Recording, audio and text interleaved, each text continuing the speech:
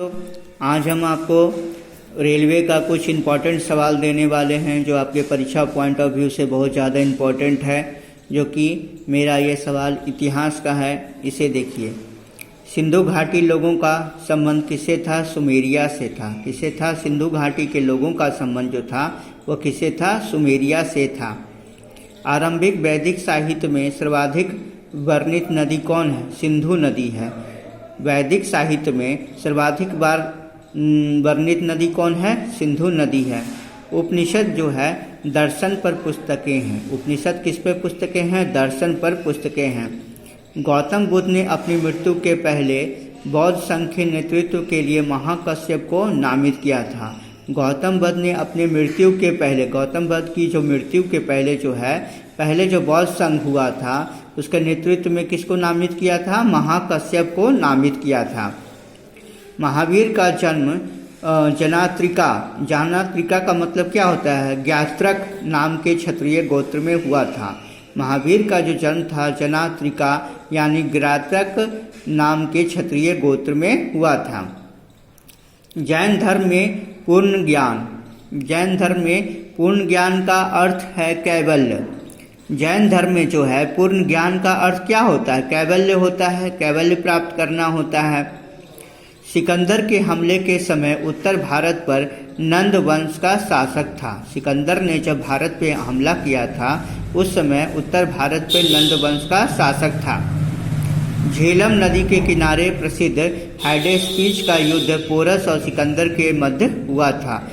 झेलम नदी के किनारे प्रसिद्ध हाइडेस्पीच का जो युद्ध हुआ था पोरस और सिकंदर के मध्य हुआ था, यानी उसके बीच हुआ था। मालवा, गुजरात एवं महाराष्ट्र को पहली बार चंद्रगुप्त मौर्य ने जीता था। मालवा, गुजरात एवं महाराष्ट्र को पहली बार किसने जीता था? चंद्रगुप्त मौर्य ने जीता था। कौटिल्य के अर्थशास्त्र की तुलना मैकियावेली के द प्रिंस से की जाती है। कौटिल्य के अर्थशास्त्र की तुलना मैकियावेली के द प्रिंस से की जाती है। मुरुगन देवता की उपासना तमिलों ने सबसे पहले शुरू की थी। मुरुगन देवता की उपासना तमिलों ने सबसे पहले शुरू की थी। भारतीयों के लिए महान सिल्क मार्ग कनिष्क ने आरंभ किया था। भारतीयों के लिए महान सिल्क मार्ग जो था कनिष्क ने आरंभ करवाया। संगम काल में मंत्रियों को अमेच-चार कहा जाता था। संगम काल में मंत्रियों को अमेच-चार कहा जाता था। उज्जैन का प्राचीन काल में नाम क्या था? अवंतिका था। उज्जैन का प्राचीन काल में नाम क्या था? अवंतिका था। भारत में प्रथम स्वर्ण मुद्राएं यूनानियों ने चलवाया। भारत में सर्वप्रथम मुद्राएं किसने चलवाया? यूनानियों के द्वारा चलवाया गया था। अब कुछ भूगोल का सवाल देखते हैं, भूगोल का सारांश देखते हैं। कृष्ण छिद्र यानी ब्लैक होल सिद्धांत को एस चंद्रशेखर ने प्रतिपादित किया था। कृष्ण छिद्र सिद्धांत यानी ब्लैक होल के सिद्धांत को एस चंद्रशेखर ने प्रतिपादित किया था। वरुण ग्रह हरा प्रकाश को उत्सर्जित करता है। वरुण ग्रह जो है हरा प्रकाश को उत्सर्जित करता है। भूगोल का पिता इरेटोस्थनीज को कहा जाता है। भूगोल का पिता किसको कहा जाता है? इरेटोस्थनीज को कहा जाता है। महासागरों में ज्वार भाटा की उत्पत्ति का कारण सूर्य और चंद्रमा का आकर्षण शक्ति है। महासागरों में ज्वार भाटा की उत्पत्ति किसके कारण होती है? सूर्य और चंद्रमा का आकर्षण शक्ति के कारण होती है। मकर रेखा 23.5 डिग्री दक्षिणी अक्षांश रेखा है। मकर रेखा जो है 23.5 डिग्री दक्षिणी अक्षांश रेखा है। हमारी पृथ्वी 360 डिग्री देशांतरों में बटी हुई है। हमारी जो पृथ्वी है 360 डिग्री देशांतरों में बटी हुई है। ग्लोब पर कुल अक्षांश रेखाओं की संख्या कितनी है? 180 है। ग्लोब पर कुल अक्षांश रेखाओं की संख्या कितनी है? 180 है। प्रधान मध्याह्न रेखा ग्रीनविच से गुजरती है। प्रधान मध्याह्न रेखा जो है ग्रीनविच से गुजरती है। उत्तरी गोलार्ध में सबसे बड़ा दिन 21 जून को होता है। उत्तरी गोलार्ध में सबसे बड़ा दिन कब होता है? 21 जून को होता है। कर्क रेखा और मकर रेखा के क्षेत्र को उष्ण कटिबंध कहते हैं। कर्क रेखा और मकर रेखा के क्षेत्र को क्या कहते हैं? उष्ण कटिबंध कहते हैं। ग्लोब पर दो स्थानों के बीच की न्यूनतम दूरी प्रधान देशांतर पर होती है। ग्लोब पर जो दो स्थानों के बीच की जो न्यूनतम दूरी होती है प्रधान देशांतर पर होती है। मकर संक्रांति को सूर्य की किरणें मकर रेखा पर लंबवत पड़ती है। मकर संक्रांति को सूर्य की जो किरणें हैं मकर रेखा पर कैसी पड़ती है? लंबवत पड़ती है। किसी प्रदेश के अक्षांश की कोणीय दूरी को भूमध्य रेखा से मापी जाती है। किसी प्रदेश के अक्षांश की कोणीय दूरी को किससे मापी जाती है? भूमध्य रेखा से मापी जाती है। पृथ्वी की भूमध्य व्यास कितना है? 12,756 किलोमीटर है। पृथ्वी की भूमध्य व्यास कितना है? 12,756 किलोमीटर है। अब हम राज्य व्यवस्था से संबंधित कुछ सवाल देखते हैं, इसको मतलब सारांश देखते हैं। संविधान लागू होने के बाद सर्वप्रथम त्रिशंकु सरकार का गठन 1989 में हुआ था। संविधान लागू होने के समय, संविधान जब हमारा लागू होने के बाद सर्वप्रथम जो त्रिशंकु सरकार का जो गठन हुआ था वो कब हुआ था? 1989 ईस्वी में हुआ था। फखरुद्दीन अली अहमद ने अपने कार्यकाल के दौरान सर्वाधिक अध्यादेश जारी किए थे। फखरुद्दीन अली अहमद ने अपने कार्यकाल के दौरान सर्वाधिक अध्यादेश जारी किए थे।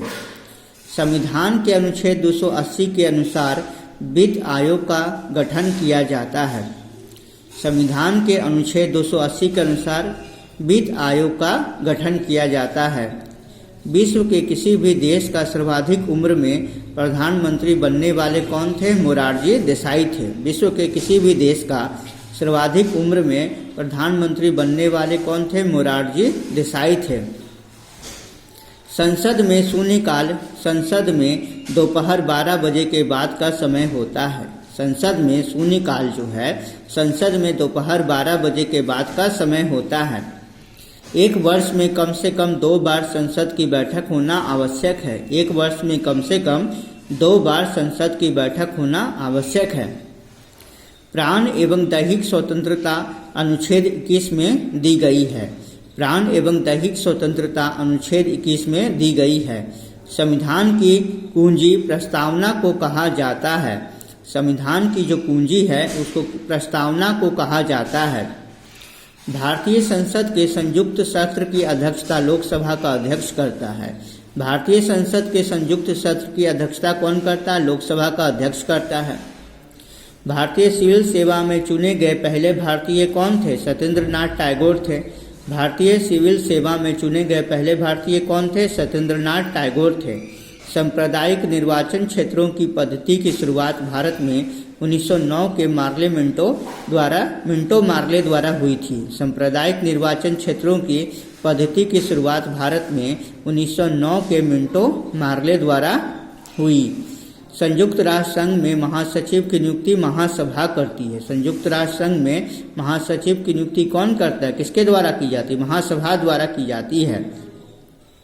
संविधान का अनुच्छेद 19(1) का प्रेस की स्वतंत्रता से संबंधित है। संविधान का जो अनुच्छेद है 19(1) का जो है प्रेस की स्वतंत्रता से संबंधित है। आइए अब अर्थव्यवस्था का कुछ सारांश देखते हैं। भारतीय अर्थव्यवस्था जो है, भारतीय अर्थव्यवस्था कृषि पर आधारित है। भारतीय अर्थव्यवस्था किस पे आधारित है?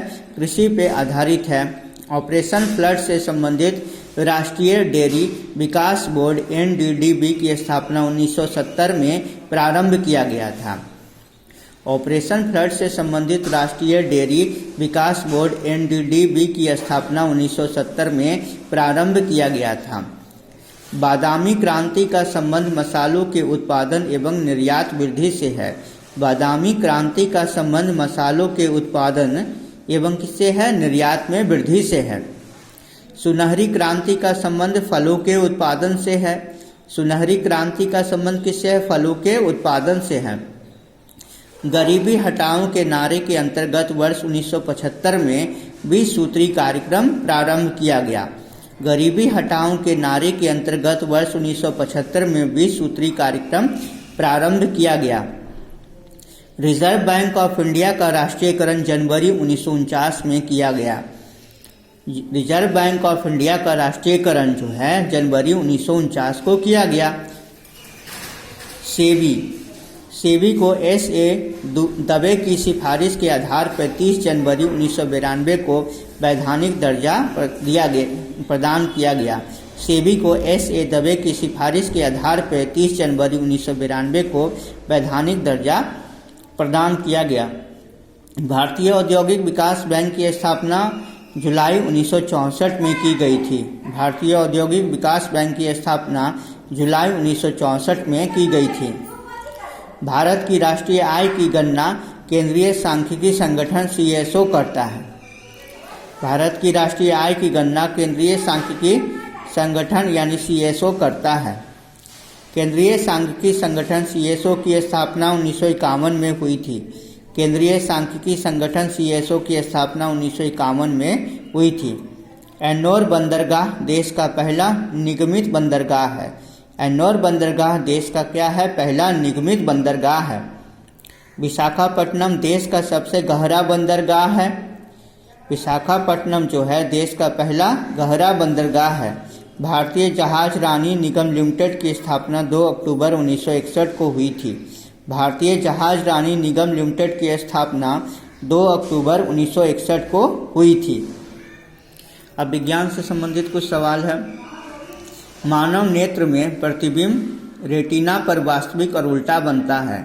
मानव नेत्र में प्रतिबिंब जो है रेटिना पर वास्तविक और उल्टा बनता है। आँख का रंग आइरिस के रंग पर निर्भर करता है। आँख का रंग आइरिस के रंग पर निर्भर करता है।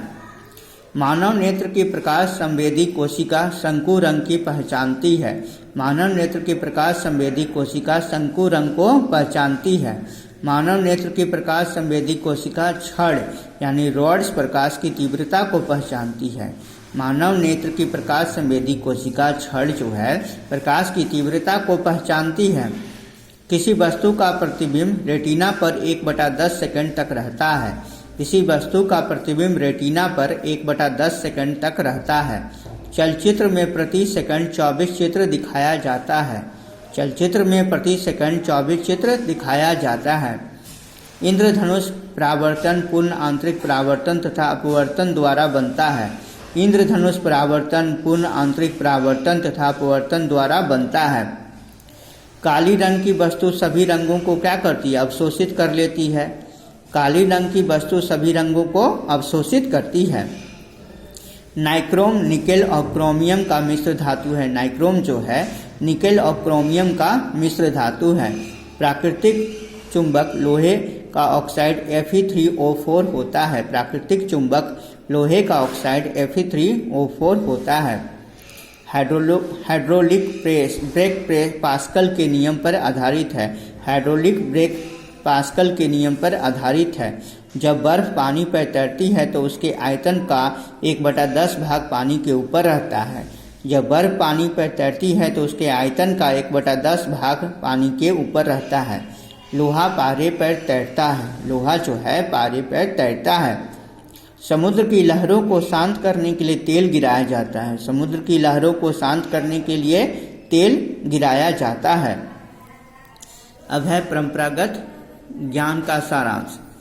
प्रमुख हिंदू तीर्थस्थल अमरनाथ गुफा कश्मीर में अवस्थित है। प्रमुख हिंदू तीर्थस्थल अमरनाथ गुफा कश्मीर में अवस्थित है। भारत अबरक का सबसे बड़ा उत्पादक है। भारत जो है अबरक का सबसे बड़ा उत्पादक है। जापान की करेंसी क्या कहलाती है? येन कहलाती है। जापान की करेंसी येन कहलाती है। संयुक्त राज्य अमेरिका का पीठ संप्रास टेनिस खेल के सर्वोच्च खिलाड़ी हैं। संयुक्त राज्य अमेरिका का पीठ संप्रास खिलाड़ी जो है सर्वोच्च खिलाड़ी हैं। गीत सेठी जो है बिलियर्ड्स का खिलाड़ी है।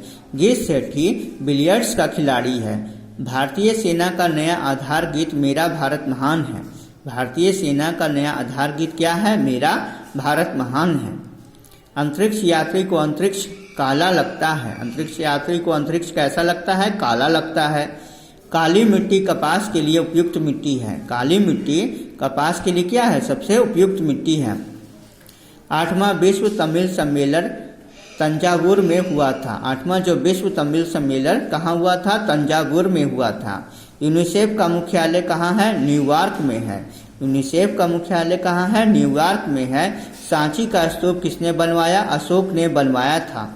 सांची का स्तूप किसके द्वारा बनाया गया था? अशोक के द्वारा बनवाया गया था। महानदी एवं पेरियार नदियाँ पूर्व दिशा में बहती हैं। महानदी एवं पेरियार नदियाँ जो हैं पूर्व दिशा में बहती हैं। पुष्कर झील अजमेर में अवस्थित है। पुष्कर झील कहाँ अवस्थित है? अजमेर में अवस्थित है। कर्नाटक और तमिलनाडु राज्य कावेरी जल विवाद से जुड़ा है। कर्नाटक और तमिलनाडु राज्य में कावेरी जल विवाद से जुड़ा हुआ है। पनामा नहर अटलांटिक महासागर और प्रशांत महासागर को जोड़ता है। पनामा नहर जो है किसको जोड़ता है? अटलांटिक महासागर और प्रशांत महासागर को जोड़ता है। फ्रांस में राइन की घाटी बॉक्साइट के लिए प्रसिद्ध है। फ्रांस में जो राइन की घाटी है किसके लिए विख्यात है? बॉक्साइट के लिए विख्यात है। भारत की सबसे लंबी सुरंग कश्मीर में स्थित जवाहर सुरंग 1.5 किलोमीटर है।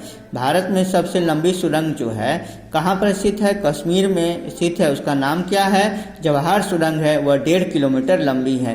प्यारे बच्चों, मैंने आपके लिए रेलवे का कुछ इम्पोर्टेंट सार संग्रह लाया है जो आपके परीक्षा पॉइंट ऑफ व्यू से क्या है, बहुत ज़्यादा इम्पोर्टेंट है। मेरे चैनल को लाइक कीजिएगा, सब्सक्राइब कीजिएगा, शेयर कीजिएगा। हम इसी तरह से आपके लिए अच्छे वीडियो लाते रहेंगे। बाय बच्चों।